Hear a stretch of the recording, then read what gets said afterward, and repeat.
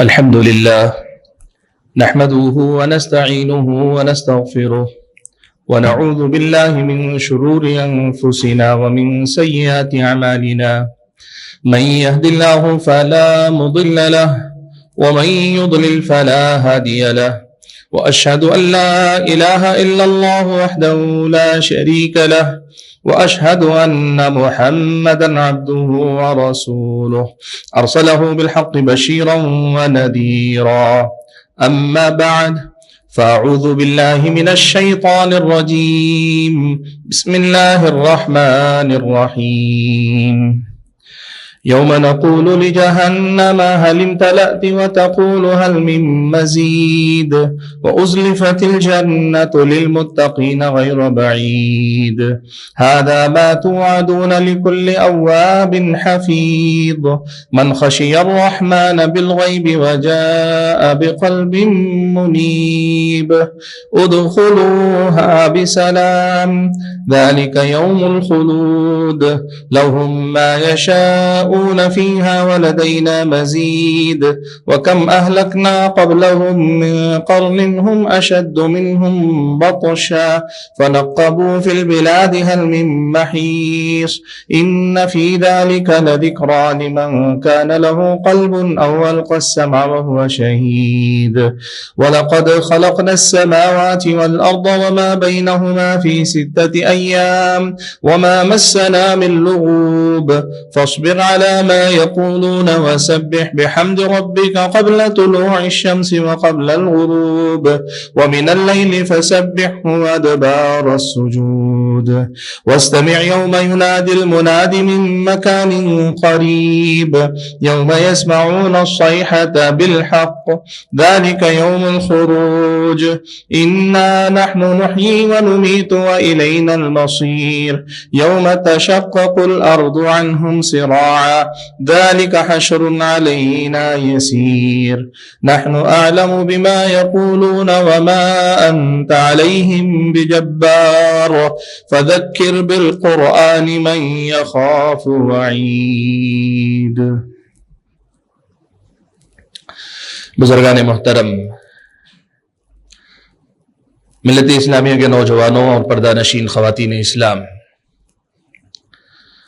اللہ رب ذوالجلال ہم سب کا تنہا خالق، تنہا مالک اور ہم سبھی کا تنہا معبود برحق، ہر قسم کی تعریف و توصیف، ہر طرح کی حمد و ثنا، اور میری اور آپ سبھی حضرات اور خواتین کی ہر چھوٹی بڑی عبادت اور ہماری اور آپ کی ہر ایک ریاضت اور بندگی کا اکیلا اور تنہا مستحق رب ہے، معبود برحق ہے، جس کی بندگی میری اور آپ کی زندگی کا مقصد ہے، اور جس کی بندگی میں ہماری اور آپ کی زندگی کا گزرنا ہمارا اور آپ کا سب سے بڑا کمال، سب سے بڑا کارنامہ، اور دنیا اور آخرت دونوں ہی جگہ کامیابی اور کامرانی کی ضمانت ہے۔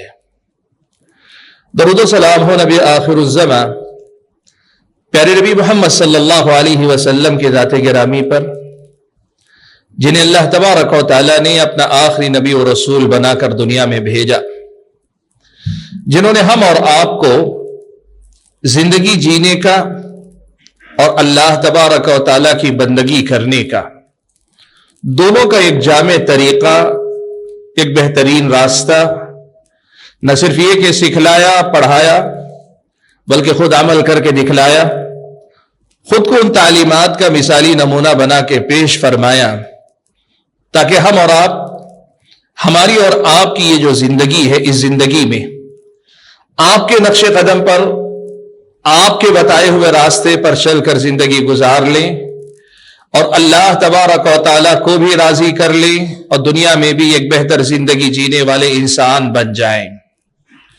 حاضرین جمعہ، یہ مئی کا مہینہ ہے۔ آپ میں سے تقریباً حضرات یہ بات اچھی طرح سے جانتے ہیں کہ مئی کی جو پہلی تاریخ ہوتی ہے اسے انٹرنیشنل ورکرز ڈے یا نیشنل ورکرز ڈے منایا جاتا ہے، یوم مزدورہ۔ اس کے پیچھے مقصد کیا ہوتا ہے؟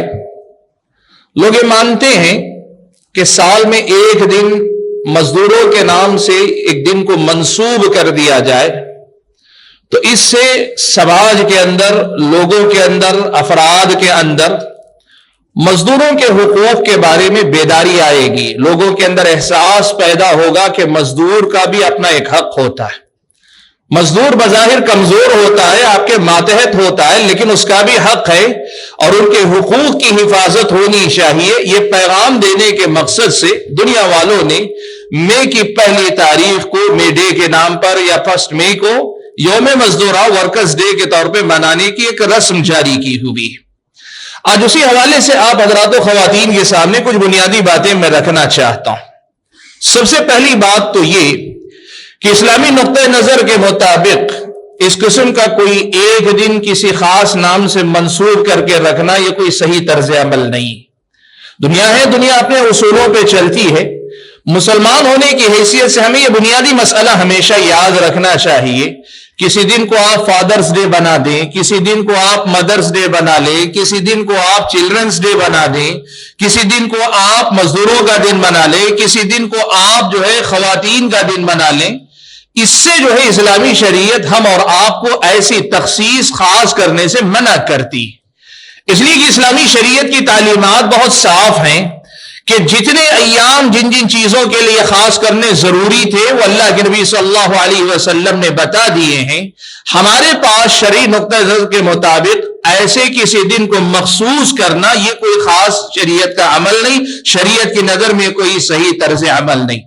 البتہ ان دنوں کے پیچھے جو مقصد ہے، ان دنوں کو متعین کرنے کا جو مقصد لوگوں نے سامنے رکھا ہے وہ ہے مختلف لوگوں کے حقوق کو یاد دلانا۔ فادرز ڈے کے پیچھے والد کے حقوق یاد دلانا، مدرز ڈے کے پیچھے ماں کی اہمیت کو اجاگر کرنا، چلڈرنز ڈے کی بات آئے تو بچوں کی تربیت، ان کے تحفظ، ان کے حقوق کی بات یاد دلانا۔ اگر عورتوں کا وومنز ڈے اگر آئے تو عورتوں کے حقوق یاد دلانا، یا ایسے ہی مئی کا یہ دن آئے تو مزدوروں کے حقوق۔ اسلامی شریعت آپ کو مجھ کو یہ یاد دلاتی ہے، یہ کہتی ہے کہ ان باتوں کو یاد رکھنا یہ 24 گھنٹے کا کام ہے، زندگی بھر کا کام ہے یہ ہمارا اور آپ کا۔ وجہ اس کی کیا ہے؟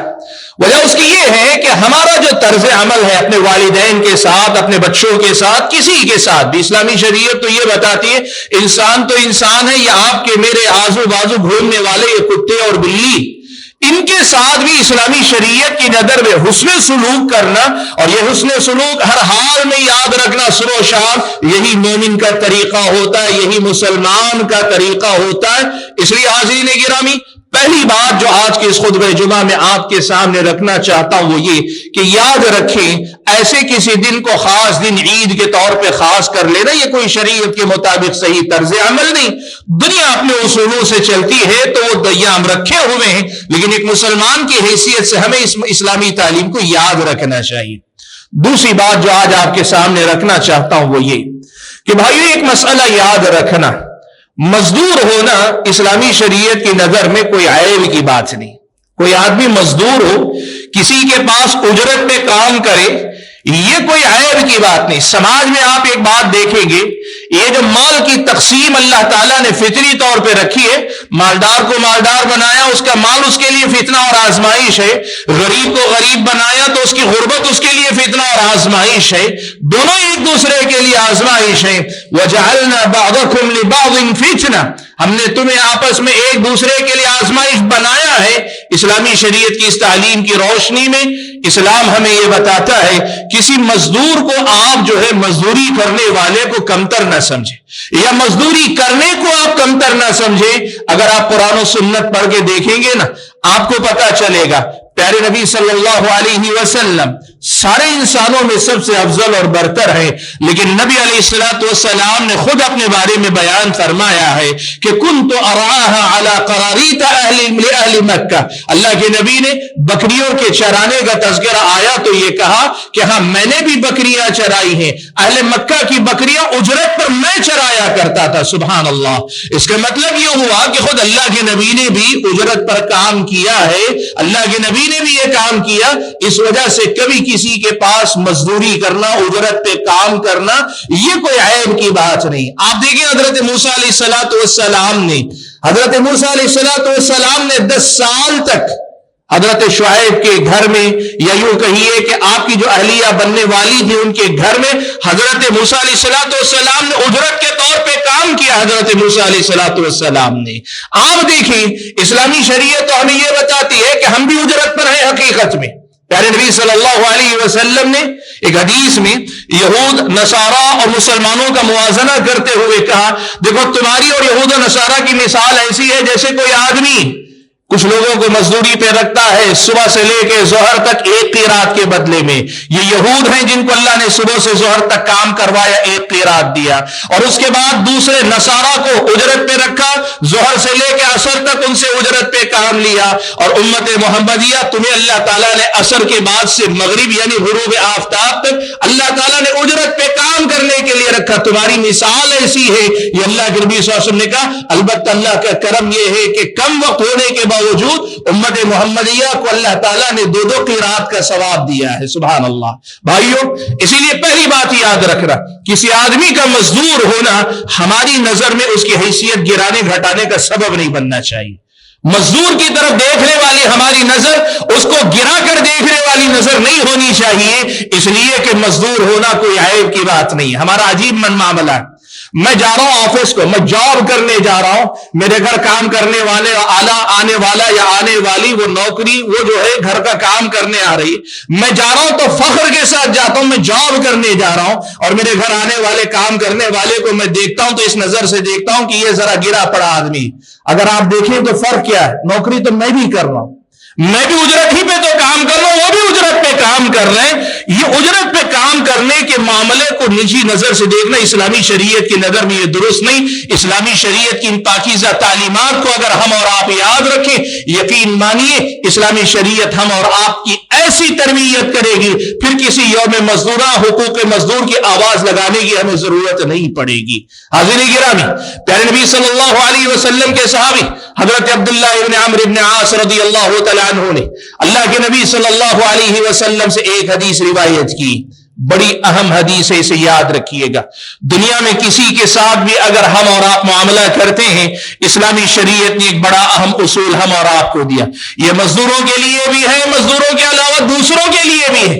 کیا اللہ کے نبی نے کہا؟ حدیث بڑی طویل ہے. اللہ کے نبی نے فتنوں کا تذکرہ کیا، کیسے فتنے آئیں گے، کیسے لوگوں کا دین و ایمان برباد ہوگا.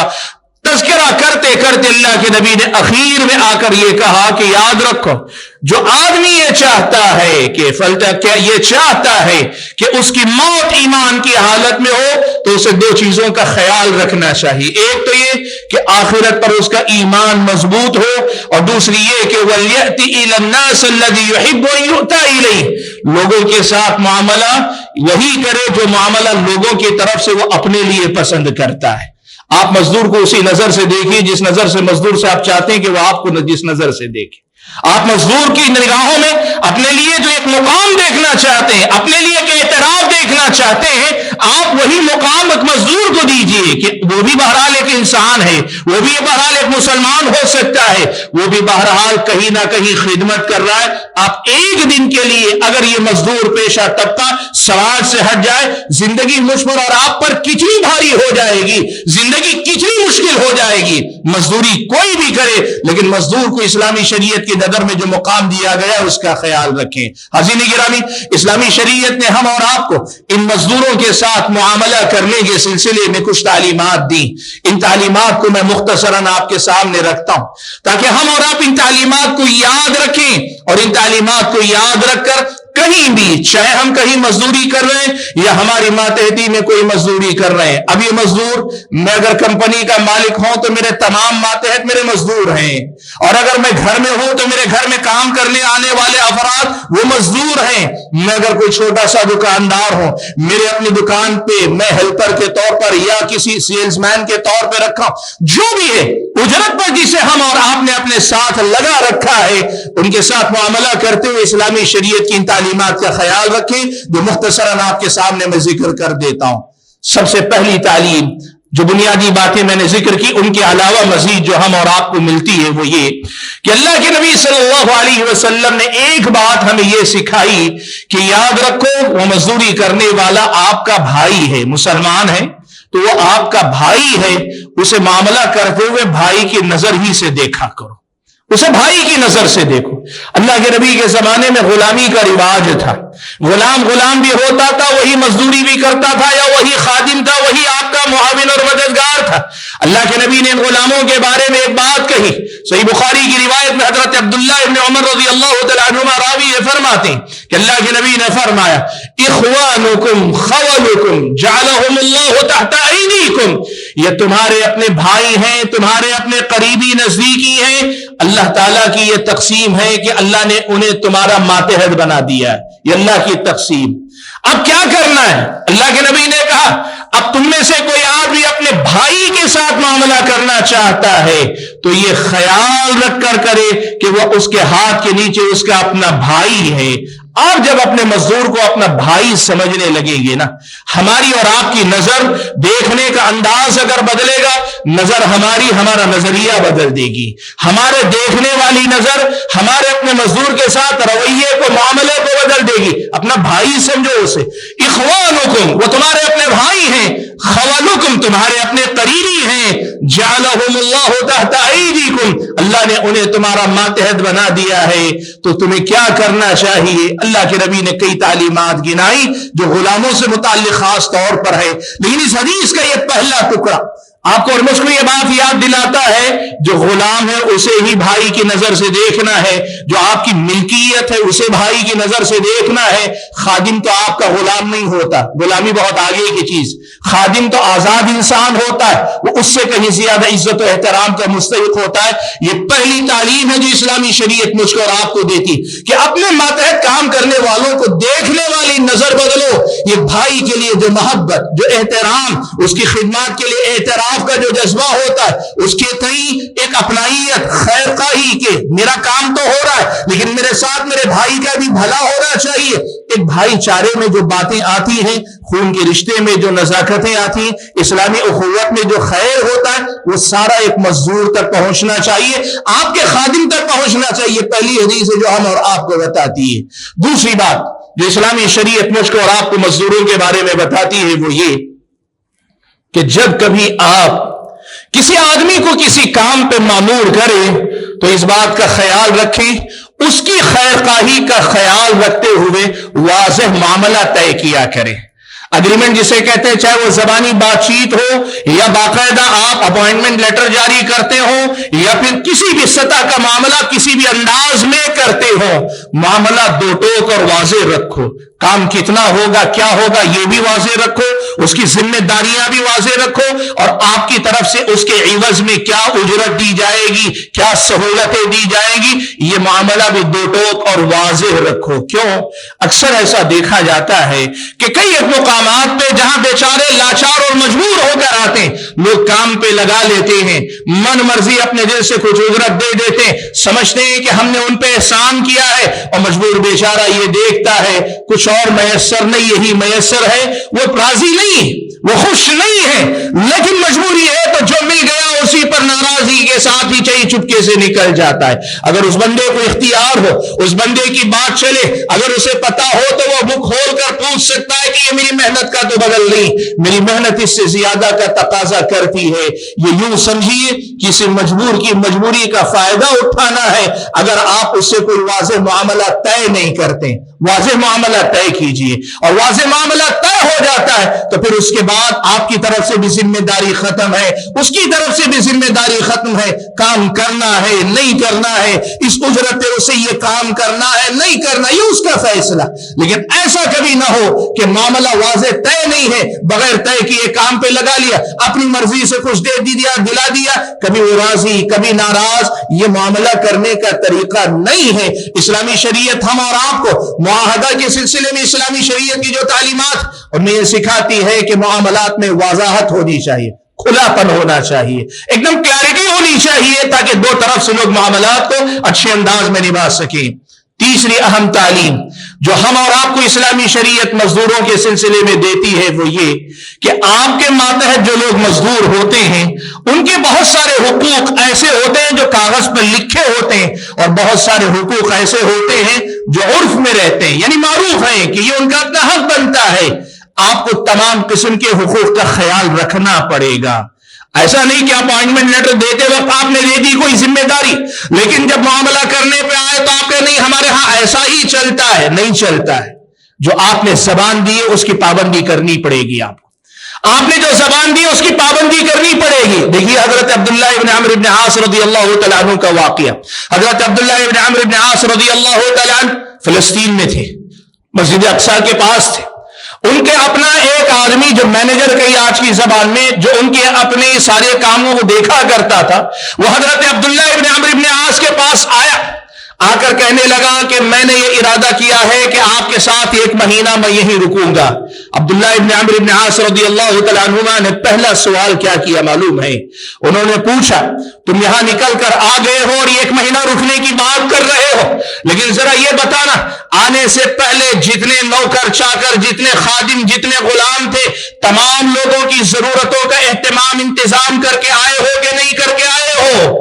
कहा नहीं, आने से पहले मैंने तमाम की जो जो जरूरतें मेरे वापस आने तक की हो सकती है सारी जरूरतें पूरी करके आया, मुतय्यन करके आओ। हजरत अब्दुल्लाह इब्न अम्र ने कहा ठीक है, अगर ऐसी बात है तो तुम रुक सकते हो, इसलिए कि मैंने अल्लाह के नबी सल्लल्लाहु अलैहि वसल्लम को फरमाते हुए सुना कफा बिल मर्इ इस्मन अन युदय्या मन यकूत। अल्लाह के नबी ने फरमाया एक आदमी के गुनहगार होने के लिए इतनी बात काफी है कि जो उसकी अपनी जिम्मेदारी में है उनकी रोजी रोटी का इंतजाम करने में गफलत करे, आदमी के गुनहगार होने के लिए इतना भी काफी। यानी जो आपके मातहत हैं उनकी जरूरतों का आप ख्याल नहीं रख पाते हैं, अल्लाह के पास आप गुनहगार होंगे। आप उजरत दे रहे हैं लेकिन उनकी दीगर जरूरतों सहूलतों का ख्याल नहीं कर रहे हैं। कंपनी चला रहे हैं, नौकरी के वक्त में आप उनको दे रहे पैसा उनका, लेकिन आप जानते कंपनी में हम्माम ठीक से चाहिए, उनको जो है कहीं बैठने के लिए जगह सही चाहिए, इंतजाम जो होना चाहिए अगर सही ढंग से आप नहीं कर रहे हैं, आप याद रखिए ये मजदूरों के हक तलफी के बाब में दाखिल होता है। और इस्लामी शरीयत ये कहती है सिर्फ उजरत कुछ पैसा दे देना यही सिर्फ आपकी जिम्मेदारी नहीं, जिसको आपने मजदूरी पे रखा है उसकी जो मामलात होते हैं सारे मामलात को ठीक ठाक चलाना ये भी आपकी जिम्मेदारी होती है। सुभान अल्लाह, इस्लामी शरीयत की इन पाकीज़ा तालीमात को याद रखें, कितनी अहम तालीम है। अगली तालीम सुने, इस्लामी शरीयत हम और आपको एक बात यह भी बताती है कि हमने एक आदमी से मुआहदा तय किया। अब मुआहदे के मुताबिक मान ले उसे दिन में 7 घंटे या 8 घंटे या 6 घंटे काम करना है, लेकिन आप अगर उस बंदे को बराबर पकड़ के चलते हैं आपके लिए ठीक है। मुआहदे की पाबंदी आपकी तरफ से कर रहे हैं, आप 6 घंटे 7 घंटे जो मुआहदा हो आप उसकी पाबंदी कर रहे हैं। या आपने कोई काम पे किसी को रख लिया अपने घर में झाड़ू पोछा लगाने के लिए, आप उससे वो काम ले रहे हैं, ठीक है, लेकिन इस्लामी शरीयत आपको ये तरगीब दिलाती है कि जिस काम पर आपने अपने आमिल अपने खादिम को मुकर्रर किया है कभी कभार उसमें तखफीफ कर दे, कभी कभार उसमें छूट दे दे, ये इस्लामी शरीयत की नजर में बड़ी अहम बात है।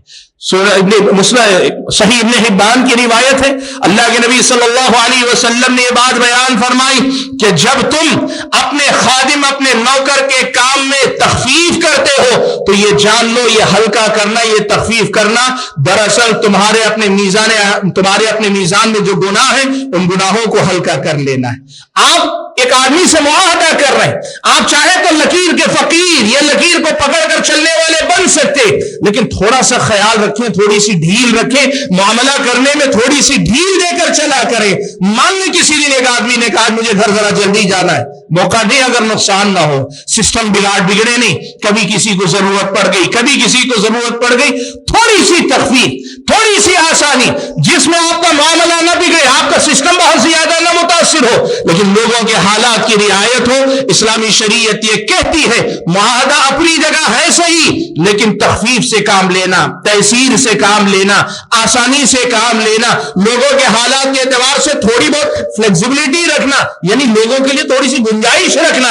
इस्लामी शरीयत ये कहती है अगर आप उनके लिए गुंजाइश पैदा करते तो उनके लिए नहीं, हकीकत में आप रोजे क़यामत अल्लाह ताला के पास अपने आमाल नामे हिसाबो किताब के मौके पे अपने लिए गुंजाइश पैदा कर रहे हैं। इस्लामी शरीयत की यह तालीम बड़ी अहम है। सही इब्न हिब्बान की हदीस मुझको आपको बताती है कि मामलात कैसे करने चाहिए। और ये बात याद रखें, آپ اپنے ماتحت لوگوں کو اتنی چھوٹ نہ دیں کہ وہ بگڑ جائے، لیکن اتنی سخت بھی پکڑ نہ کریں کہ وہ تنگ آ جائیں۔ آپ ایک سسٹم کے حساب سے چلے لیکن تھوڑی سی آسانی دیتے۔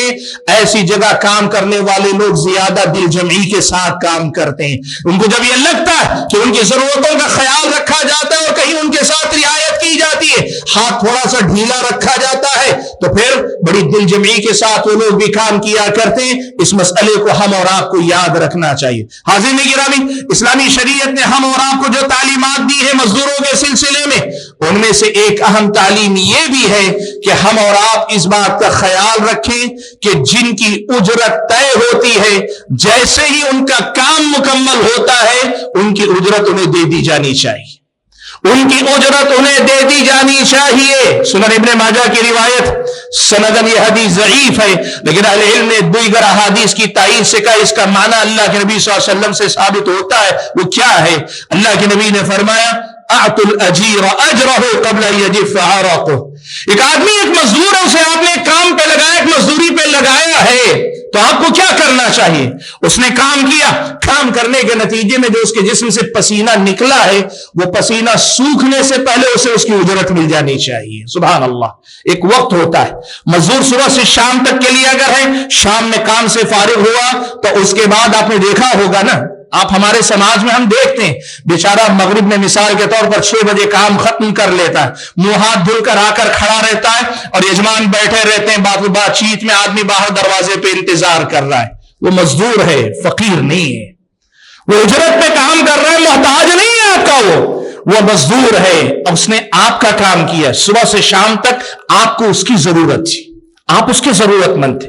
اس وقت آپ کی یہ ذمہ داری بنتی ہے کہ جیسے ہی وہ اپنے کام سے فارغ ہو، اگر کوئی واقعی مسئلہ نہ ہو، پہلی فرصت میں اس کی اجرت دے کر اسے جانے دیں۔ اللہ کے نبی نے یہ بات کتنی پیاری کہی، پیاری مثال دے گا، پسینہ خشک ہونے سے پہلے اس کا پیسہ اسے مل جانا چاہیے۔ یہ انداز برا ہے، اور میں بات کہوں تو برا نہ مانے، کئی بار ہم اپنے نفس کی کمزوریوں کو نہیں پہچان پاتے۔ ہمارا نفس ہے نا بڑا یار ہے، بڑا مکار ہے۔ یہ ساری چیزیں کہ کسی آدمی کو انتظار کروانا، پیسے کے معاملے میں کسی آدمی کو دروازے پہ بٹھائے رکھنا، یہ ہمارے نفس کا اندر کے قسم کا تکبر ہے۔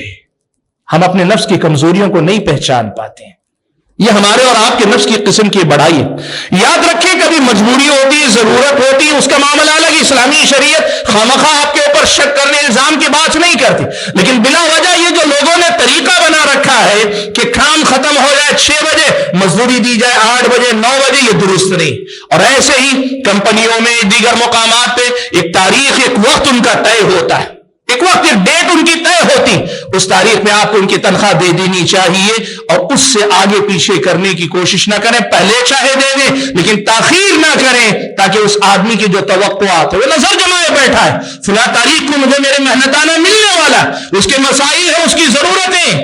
اب جب وہ وقت آتا ہے تو جس بے چینی، جس تکلیف سے وہ گزرتا ہے، وہ گزرتی تکلیف میں آپ اور میں حصے دار نہ بنے۔ ہم جتنی اس کی تکلیف کا سبب بنیں گے، اللہ تعالیٰ کے پاس اتنا ہی زیادہ ہم اور آپ کو جواب دہ ہونا پڑے گا۔ یہ مسئلہ یاد رکھیں۔ اور تیسری ایک اور اہم تعلیم ہے، وہ کیا ہے؟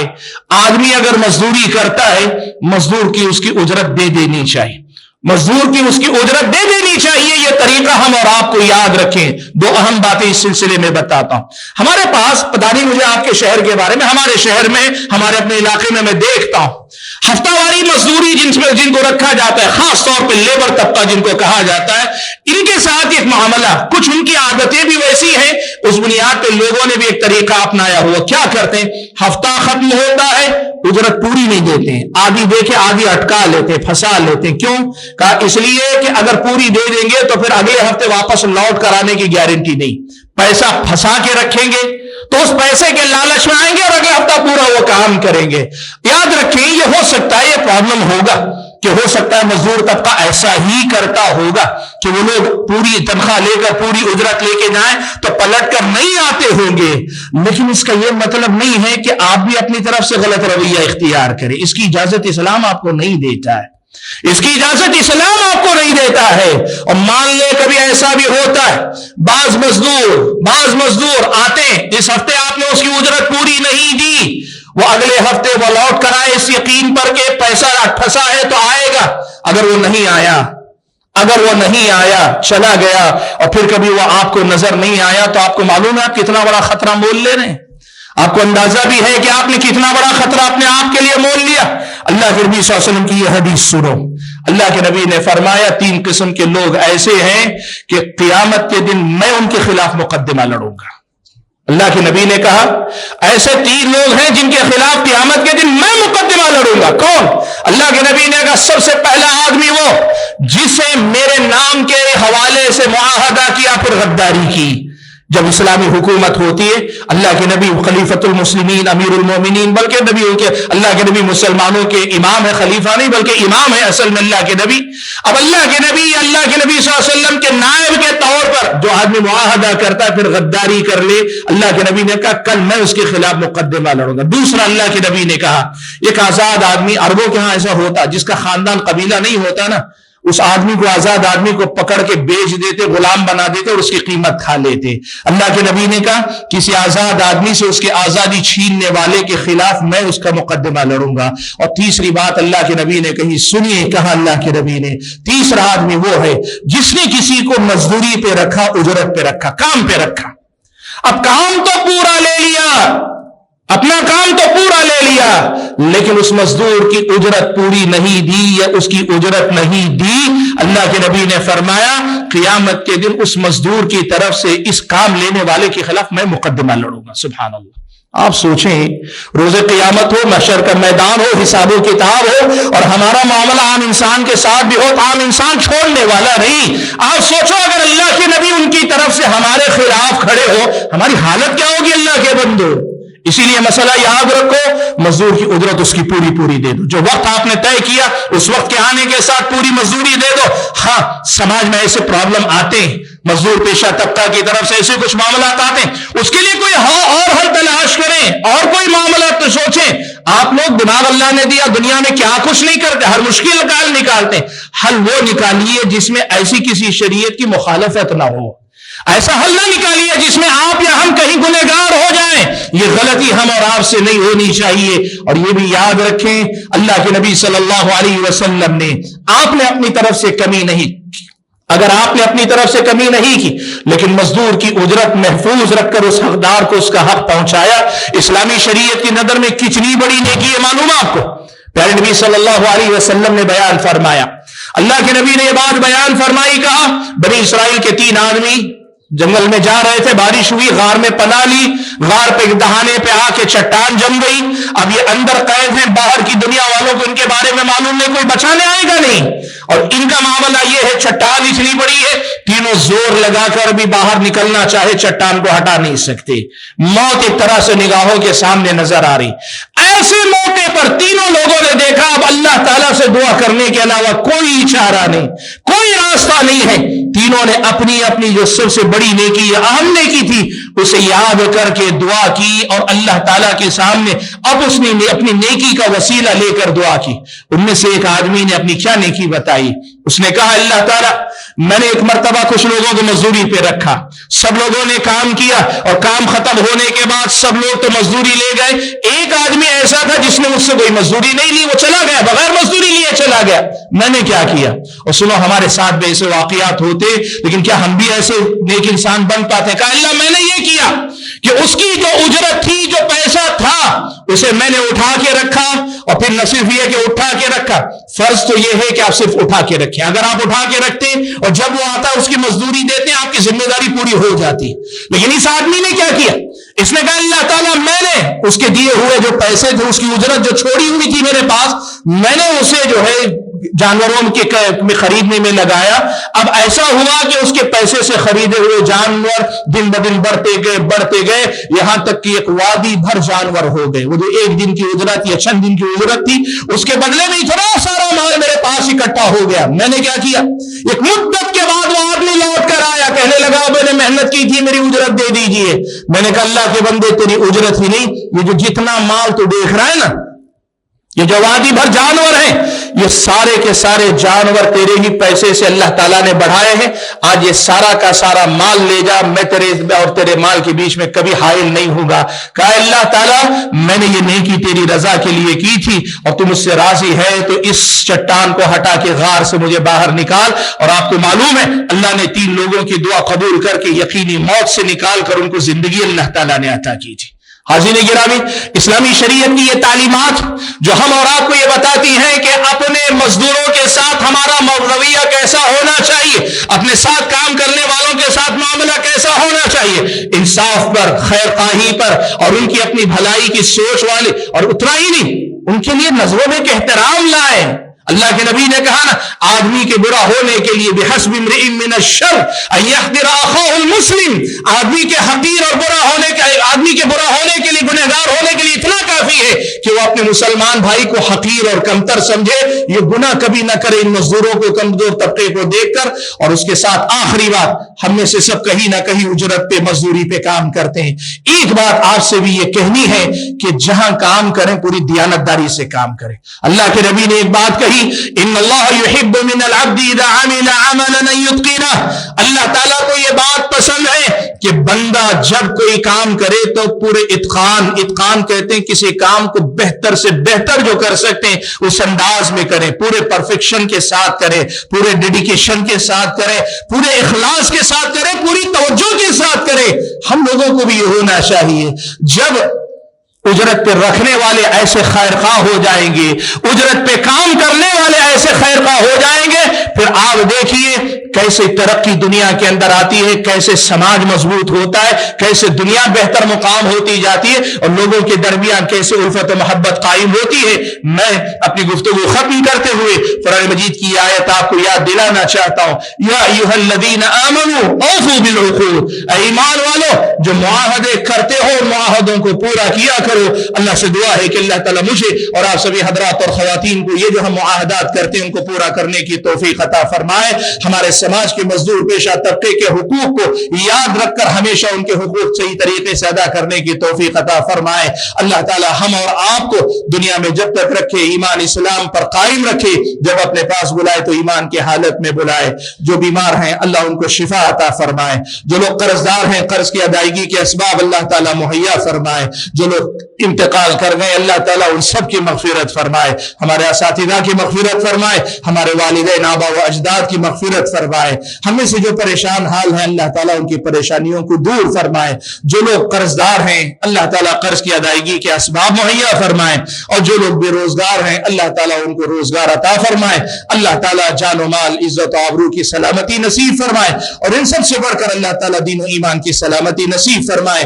اللہ تعالیٰ جہاں کہیں مسلمان پریشان ہیں، مسائل سے دوچار ہیں، ملک کے اندر مسلمانوں کے حالات کا مسئلہ ہو، ملک سے باہر کہیں بھی، اللہ سب جگہ مسلمانوں کا محافظ اور ان کا مولا ہو جائے۔ اللہ تعالیٰ سب کو دنیا میں ایمان اور اسلام پر چلنے کی توفیق عطا فرمائے، اور ہم سب کو جب بلائے تو اس حال میں بلائے کہ وہ ہم سے راضی ہو۔ آمین۔ وآخر دعوانا الحمد للہ رب العالمین۔